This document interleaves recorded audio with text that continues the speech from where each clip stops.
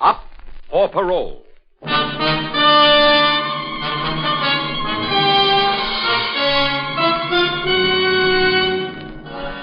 Here again is another in the exciting crime series, Up for Parole. Authentic cases as actually presented before the parole boards in your state prisons. Reenacted here for the first time. Tonight, transcribed, the case of Clinton Foster.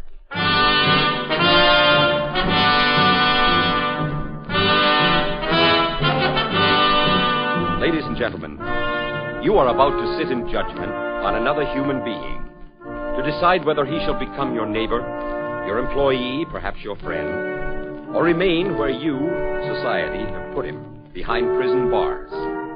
Therefore, listen carefully and consider seriously the story you are about to hear, told from the official records of Clinton Foster, prison case number S11623-9, now pleading before the parole board and before you for his freedom. State your name, please. S11623-9. Your name? Oh, yes, sir. Clint Foster. What were the charges on which you were convicted?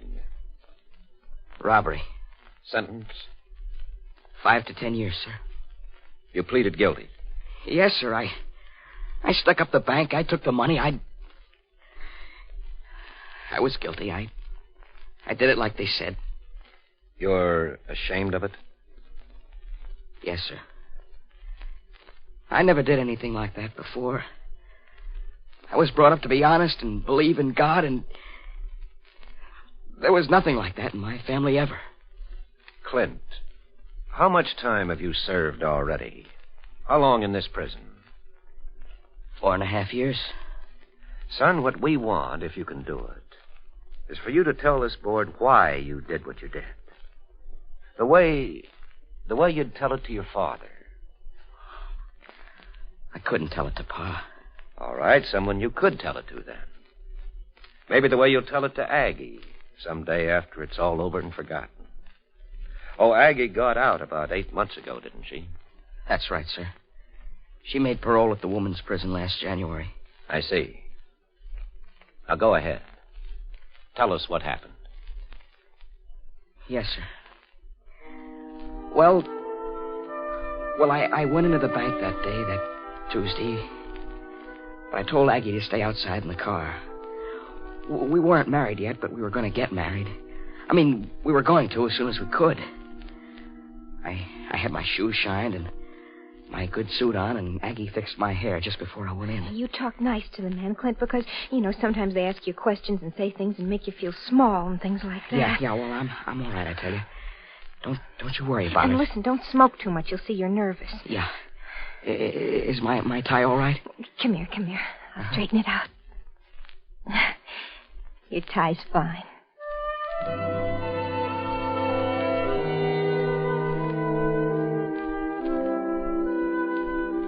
It's a small bank in Smithville.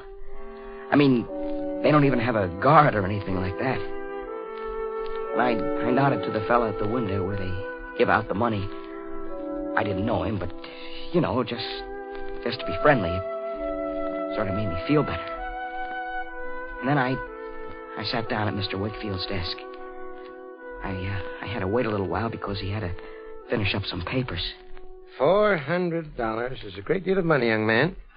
Yeah, I know, sir. I see that on your application for your loan, I note that you need this money for medical bills, repairs on the house, and other reasons. Where are they? Oh, well, that's some money Pa borrowed. Is it your house? No, sir. No, we rent it. How long you been living there? Oh, this place about a year. Did you move a lot? Well, I mean, sir, we had to. You know, my dad's not working. He's sick. It's his back. And Ma, Ever been she hasn't dispossessed? Any judgments outstanding against you? No, sir. We don't owe any rent money. I mean, just this month. I don't see it. Ordinarily, if there were some tangible assets, a small bank account. You haven't worked steadily on a job I don't believe in, how long? Well, I'm 3 months with the trucking company. I don't see it. $400 is a lot of money. I'd work hard. I'd pay it back, sir. I'd meet all those payments. $22.75 for 20 months? Well, I'd work nights if I had to. What's your name again? Clint Foster.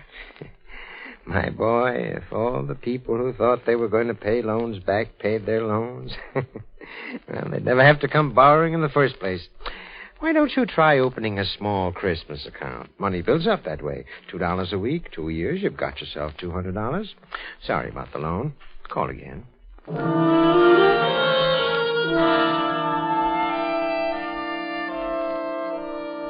I got up real slow. I wasn't angry. And I walked past the fellow who gives out the money behind the little gate. And I took kind of a picture. In my mind, I mean. And then I walked out. He said no. Yeah. Well, that's okay. Well, maybe the bank over in Johnston or Borisburg, Clint. Clint, you listening to me? He sits over there, and the other fellow's over there. The fellow that gives out the money. That's all there is to it. Clint, no, you aren't going to do it. I went in there to get the money. I asked him to loan it to me. I told him I'd pay it back, and I would. Well, now I'm going to borrow it in my own way.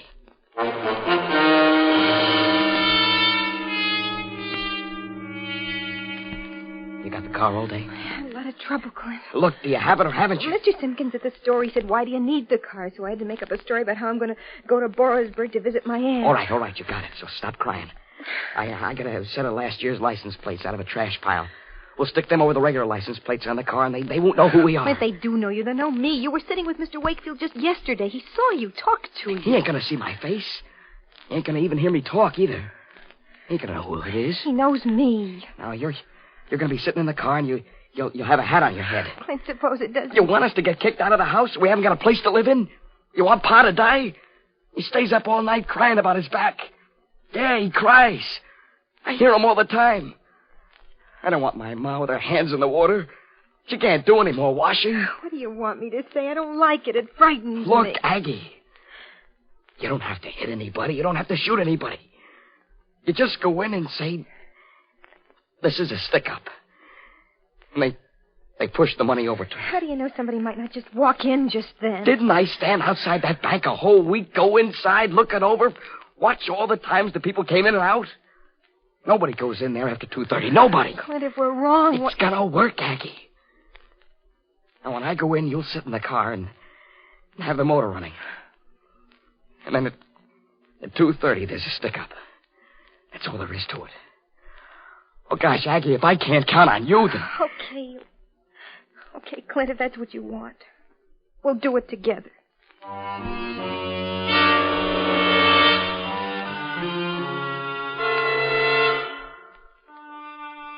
We drove around. Just drove around to do something, to keep from feeling the way I was feeling. And then 2:30 finally came. Aggie parked the car in a corner across the street from the bank. She kept the motor running.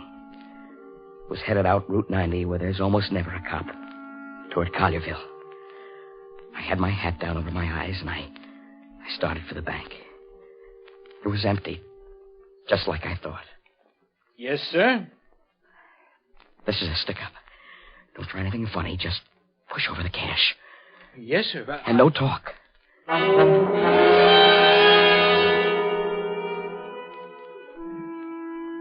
It was the easiest thing in the world. I got the money into the bag, and I went around and tied up the teller's hands and Wakefield's hands and legs, and I stuffed a handkerchief in their mouths and put another handkerchief around it on the outside so they couldn't call out. And then I walked out to the car.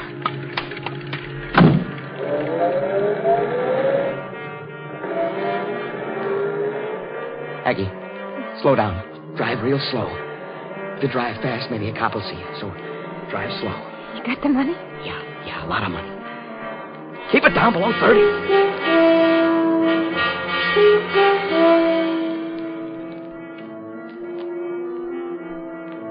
We drove down the road toward Collierville.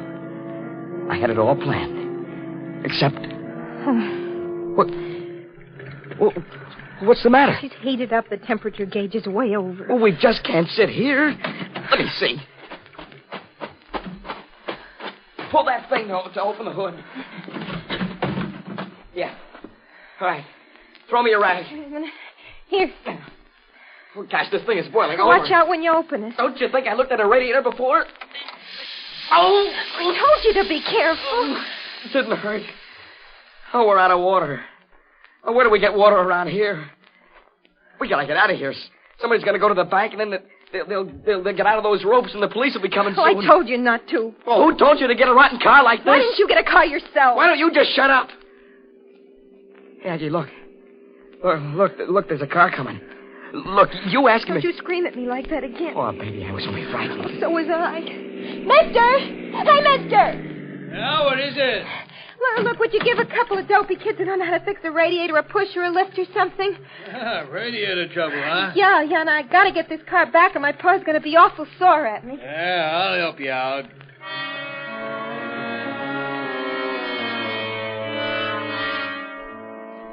Well, the fella pushed us over toward the gas station. Only just before we got there, about 200 yards, I was in his car and I saw the license plate come off. And kind of the bumper knocked it.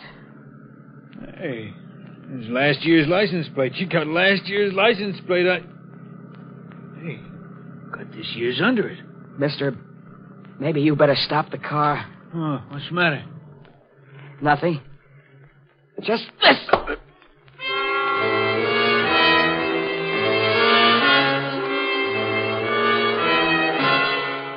We had to split up. Because by the time he came out of it, he'd tell the gas station guy in Wakefield at the bank, and the cops would be coming. Here, Aggie, take the money. No. Go ahead, take it. You know the way I told you to go. Just the way I told you. Now, you do that. Let's go back. You crazy? Now, you do what I told you. Do just what I told you. And get that money to Pa. I might not get back for a day or so, but you know where I'll meet you. Like we fixed. It didn't work out. Now, you do it, I tell you. You do it.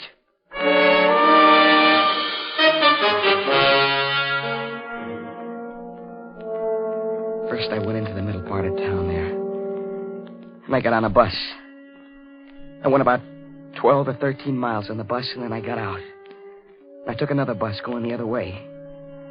And then I hitchhiked.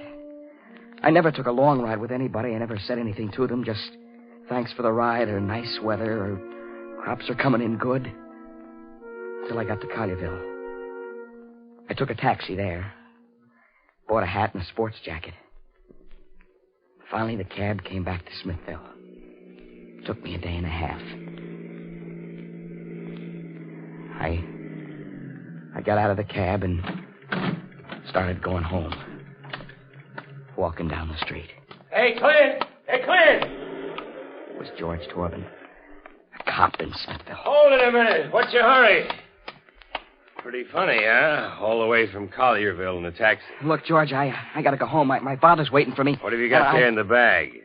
Well, I'm just off the job. Look, I got to go home, George. I ain't been home in a day. Yeah, I know. You've been away. Come on, let me have the bag. Hey, don't grab... Come on, kid. Now, don't get tough, please, huh? Make me do something I'll be sorry about. Okay, George. Here. We better go down and see the sheriff. Wakefield said it was $2,200. Hope it's all there because it'll be a lot easier for you that way. You stuck him up, huh? I didn't get very far. Why does a guy who doesn't know a thing about it try one of the toughest things there is, stick up a bank? Why? George, you've been to my house. You've been inside. You've seen what happens. I ask you, why?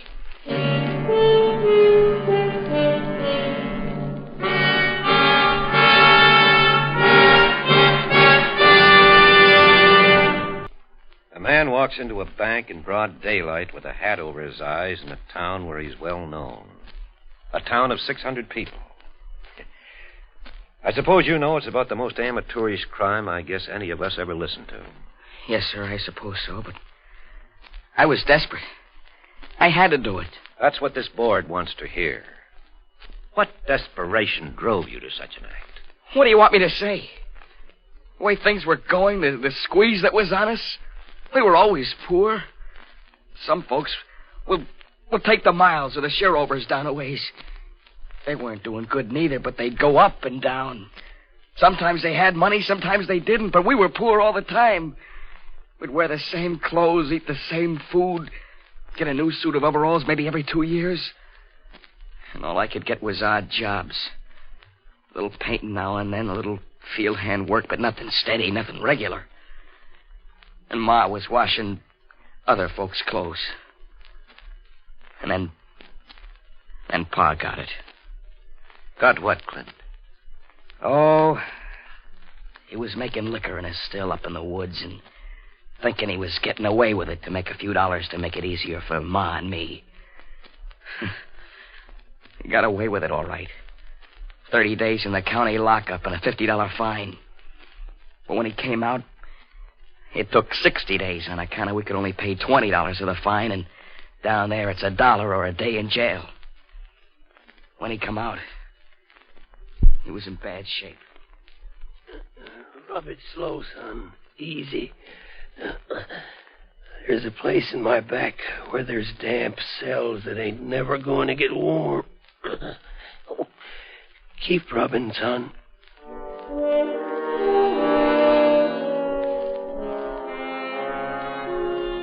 And with all that, there was always a leak in the roof. The sink never worked for more than 2 days in a row. And if you didn't watch your step, you'd break your neck walking down the back stairs.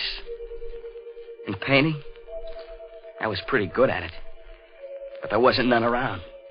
Just none around. So you couldn't get a job. Well, Clint, that was true of a lot of people. Yeah, I suppose so. Only Ma hadn't been able to work for about 2 or 3 weeks on account of her hands had been in the washtub so much they'd gotten sore.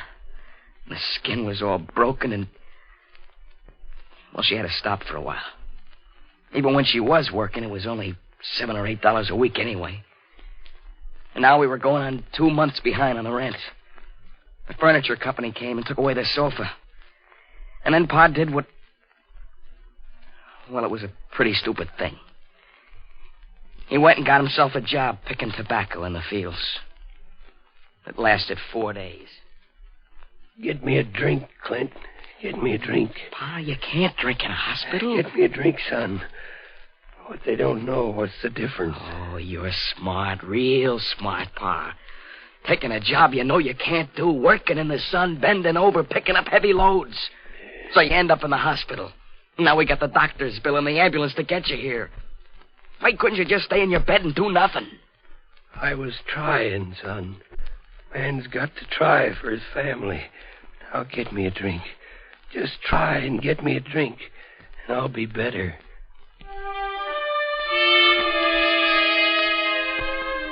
He got so the pain there was so bad that if the pain wasn't liquored up, he'd cry like a baby. And I went around everywhere. I went to stores, factories, farms, road gangs, anything. I did a little of everything. $5 here, $2 there. But it wasn't enough. It didn't work. It couldn't work. I didn't make enough. Clinton, the man said he'd give us a week. If we don't have it in a week, we're going to be on the street. Ma, when did you talk to him? I got a letter from my sister. I thought maybe if we had to, we'd go down there. I know you and your pa don't like her and all that. But I thought if they throw us out, we'll go down there. No, Ma. No, we're not going there. I'm going to take the job. I don't care. I'm going to take the job. What job? Never mind.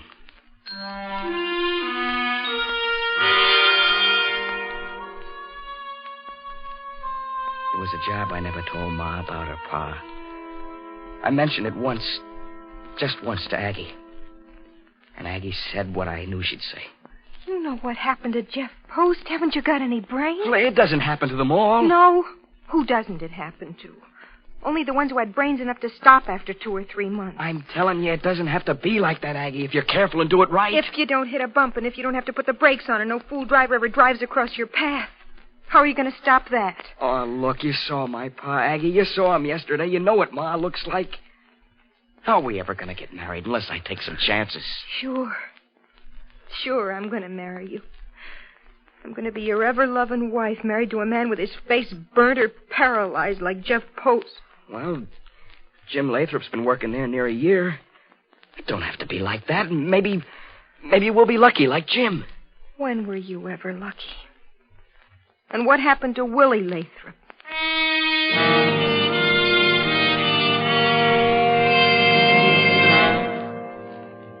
But I took the job. That was a job with the trucking company. Yes, sir. The one that hauled Yes, sir. The soup. nitroglycerin. The day I went to work, the first day I was coming to the office to report to the supervisor, Aggie came with me. I don't care what you say. You're not going to do it. My mind's made up. Clint, you shouldn't. You shouldn't. What did you have to come for? Go on back to the store. But if I never have anything in my life, I'm not going to let you do it. Oh, well, there's Hauser, the superintendent. Hey, Mr. Hauser. What's the matter with him? Hey, Mr. Hauser. I told you I'd be here. If I could just quit. If I knew another way to take care of the family and kids, keep the house. Oh, what's the matter? Huh? Oh, it's you. What are you coming to work for? What, you told me... Maybe I better tell you. 3 miles down the road, 15 minutes ago, Jim Lathrop, he ain't driving no more. There ain't even enough of him around to put in a soup spoon.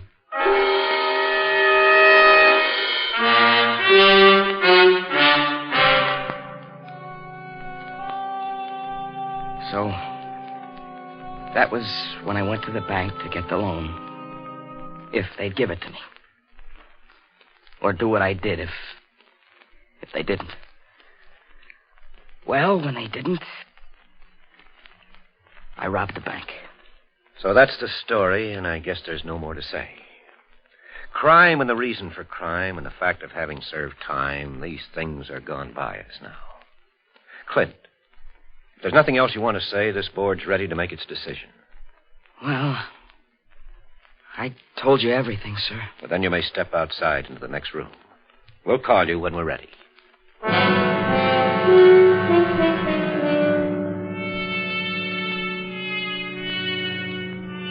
While Clinton Foster waits and the parole board reviews his story, you too have a decision to make. In a moment, you will have an opportunity to compare your decision with that of the actual parole board before which he appeared. Now, the decision of the parole board in the case of Clinton Foster, prison number S11623-9, the man who is up for parole.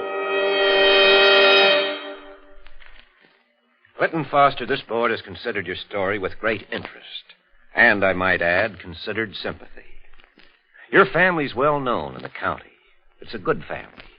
A hard-luck family, maybe, but a good family. Well, thank you, sir. Now, the situation that you described that sent you into crime, the desperation, the need to solve your own private life and the life of your family, what is that situation today? Well, I don't know exactly how work is now, but I guess it's about the same. Your father's illness is advanced. He can't work at all. And your mother, I believe the diagnosis was arthritis. That's right, sir. And how's your family getting along? How's your family lived during the time you've been in prison?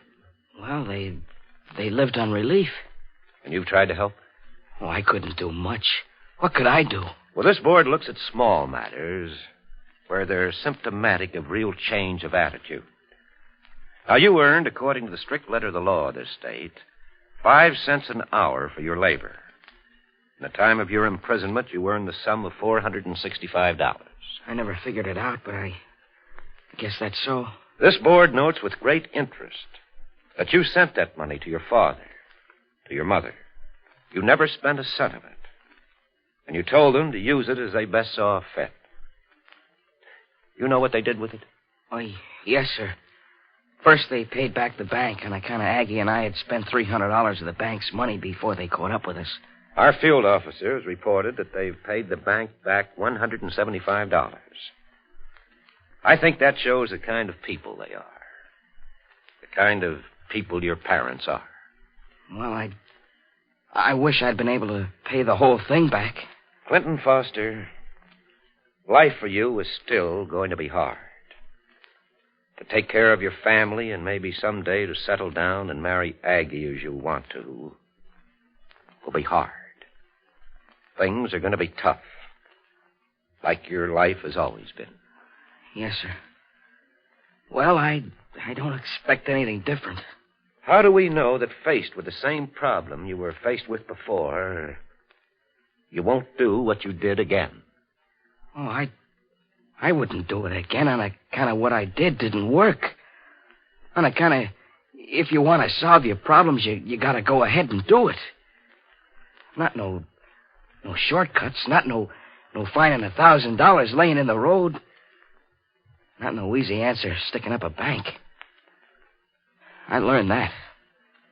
This board thinks you have.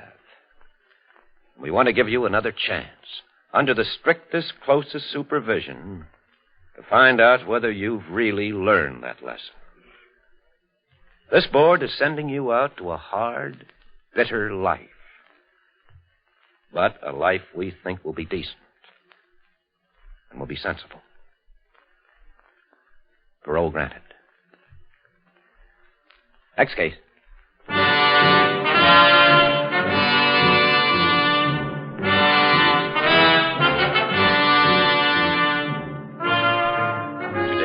Clinton Foster may be your neighbor, your friend, or the sign painter you watched doing a billboard along a highway as you sped by.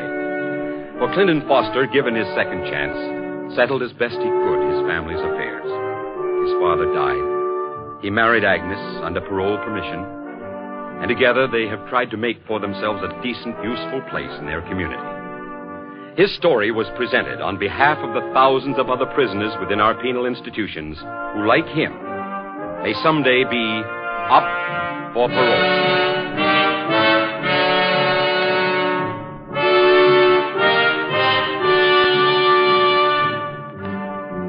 You've been listening to Up for Parole, with Michael O'Day as Clinton Foster and Terry Keane as his girl Aggie. Written by Arnold Pearl and produced and directed by Mitchell Grayson. Music was under the direction of Harry Salter. The authentic material for this broadcast was supplied by the National Probation and Parole Association, the nationwide non-profit agency working to protect the public through effective probation and parole. The preceding program was transcribed in New York. Next Friday, Up for Parole will reach you at a new time. Consult your local paper.